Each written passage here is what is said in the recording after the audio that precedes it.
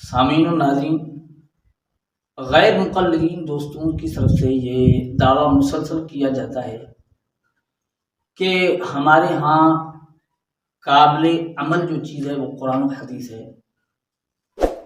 ہم قرآن و حدیث پر چلتے ہیں، ہمارے سامنے قرآن و حدیث آ جائے ہم فوراً اس پر عمل کرنے کے لیے تیار ہو جاتے ہیں، لیکن یہ فقط ایک بات ہے مطمئن کرنے کے لیے، حالانکہ اس طرح ہے نہیں۔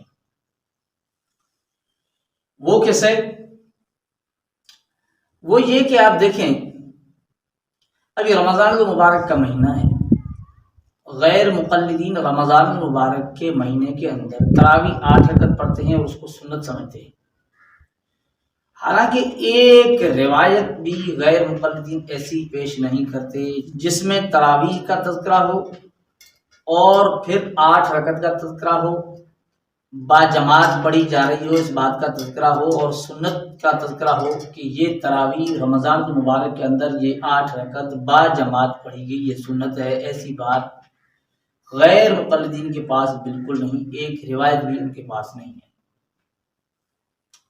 اب دوسری بات دیکھیں، غیر مقلدین سارا دن یہ کہتے رہتے ہیں کہ بھئی یہ تقلید جو ہے یہ شرک ہے۔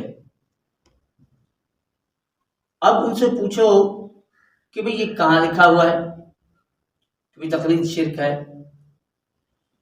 تو وہ کہتے ہیں کہ تقلید ایسی چیز ہے جس کا نام قرآن و حدیث میں آیا نہیں۔ اب دیکھیں، خود کہا شرک ہے، پھر کہا کہ قرآن و حدیث میں اس کا تذکرہ ہی نہیں ہے، تو جب تذکرہ ہی نہیں آیا تو یہ شرک کہاں لکھا ہوا ہے؟ اب دیکھیں، خود کہتے ہیں کہ ہم مانتے ہیں قرآن و حدیث کو، قرآن و حدیث کے علاوہ کسی چیز کو مانتے نہیں ہیں، یہ چیز کہاں سے آ گئی؟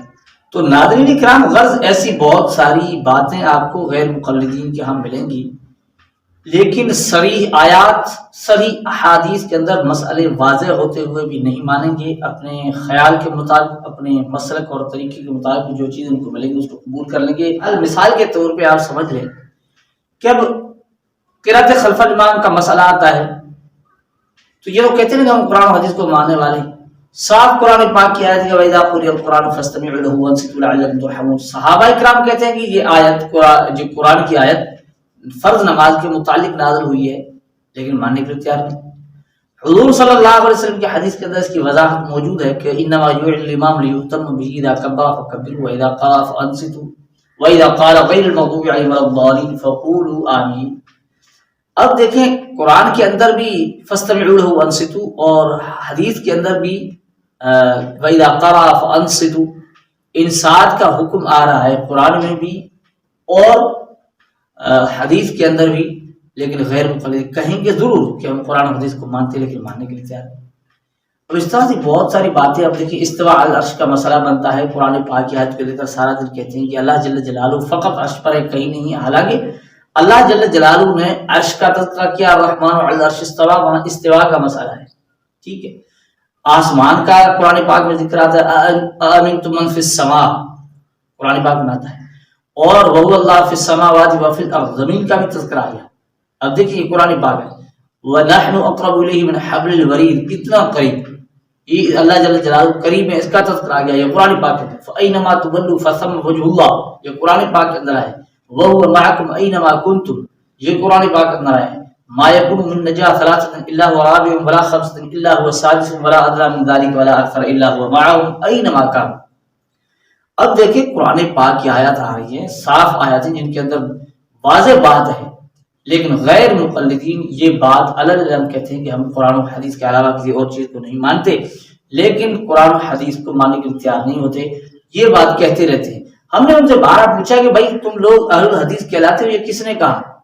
اور ان کے پاس جواب نہیں بنتا، بالکل نہیں بنتا۔ ہم پوچھتے کہ بھائی اہل حدیث یہ نام تم نے کہاں سے لایا؟ اب دیکھیں بار بار یہ چیزیں بیان کرتے رہتے ہیں، یہ تقلید ہے۔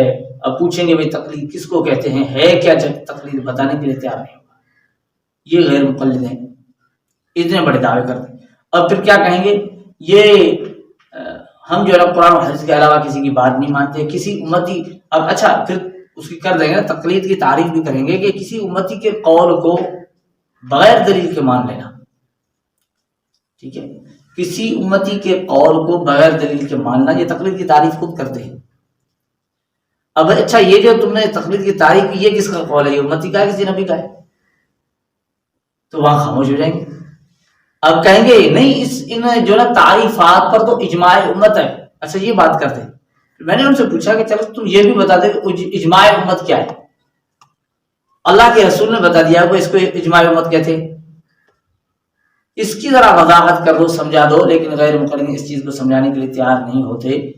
سارا دن ان کو یہ کہنا بڑا آسان ہوتا ہے کہ ہم قرآن و حدیث پر چلتے ہیں، عمل کرتے ہیں، لیکن قرآن حدیث پر ٹھہر کر کوئی مسئلہ بتانے کے لیے تیار نہیں ہوتے، پھر دائیں بائیں بھاگتے ہیں۔ ہاں ان مسائل کو وہ لیتے ہیں جو ان کے ذہن کے مطابق ہیں، ان کے عمل کے مطابق، مسلک کے مطابق ہیں، ان کو قبول کرتے ہیں۔ قرآن پاک کی صریح آیات سے بھی انکار کرتے ہوئے دیر نہیں کرتے۔ اللہ جل جلالہ ہمیں سمجھنے کی توفیق عطا فرمائے۔ یہ ہے حقیقت۔